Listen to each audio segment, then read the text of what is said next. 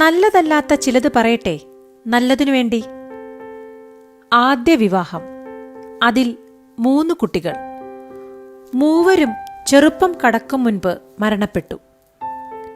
തൊട്ടുപിന്നാലെ ഭാര്യയുടെ മരണം.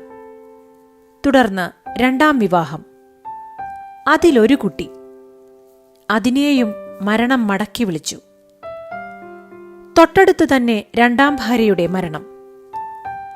ആകെ കൈമുതലായിരുന്നത് സമ്പന്നത മാത്രം. ഇട്ടുമൂടാനും മാത്രമുള്ള സ്വത്തുവകകൾ. അതുകൊണ്ട് തന്നെ ധൂർത്ത് അതിൻ്റെ എല്ലാ അതിർത്തികളും ലംഘിച്ചു. ധൂർത്ത്, ആഡംബരം ഇവയിൽ മുഴുകി മറ്റെല്ലാം മറന്നുകൊണ്ടുള്ള ജീവിതം. ഈ സമ്പത്തൊന്നും പാരമ്പര്യ സ്വത്തായിരുന്നില്ല. വരയ്ക്കാനുള്ള അദ്ദേഹത്തിന്റെ കഴിവാണ് ഈ സമ്പത്തെല്ലാം നേടിക്കൊടുത്തത്.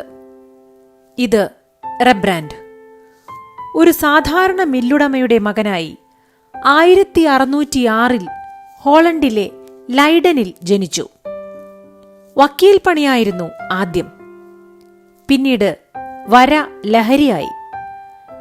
അത് നേട്ടങ്ങളുടെ കാലമായി മാറി. നിശാപാലകർ, സോഫോണിസ്ബ എന്നീ ചിത്രങ്ങൾ ഏറെ പ്രശസ്തമായി. അതിലും ഏറെ പ്രശസ്തം സ്വന്തം ചിത്രങ്ങൾ തന്നെയായിരുന്നു. മരിക്കുന്നതിനുള്ളിൽ 100-ൽ പരം സ്വന്തം ചിത്രങ്ങൾ അദ്ദേഹം വരച്ചു തീർത്തു. ഇനി കഥയുടെ 2ാം പകുതി. ധൂർത്ത് എല്ലാം നശിപ്പിച്ചു. നിത്യവൃത്തിക്ക് പോലും പണമില്ലാതായി. ഒടുവിൽ പിടിച്ചു നിൽക്കാൻ അതുവരെ തന്നെ ചിത്രകാരനാക്കിയ ബ്രഷുകൾ പോലും അദ്ദേഹത്തിന് വിൽക്കേണ്ടി വന്നു.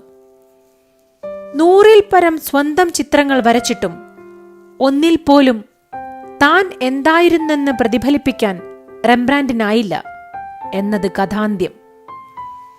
മനസ്സിനെ കണ്ണാടിയാക്കുക എളുപ്പമല്ല. നമ്മിൽ തന്നെ നമ്മെ കാണാൻ ഈ അവസ്ഥയ്ക്ക് സാധിക്കും.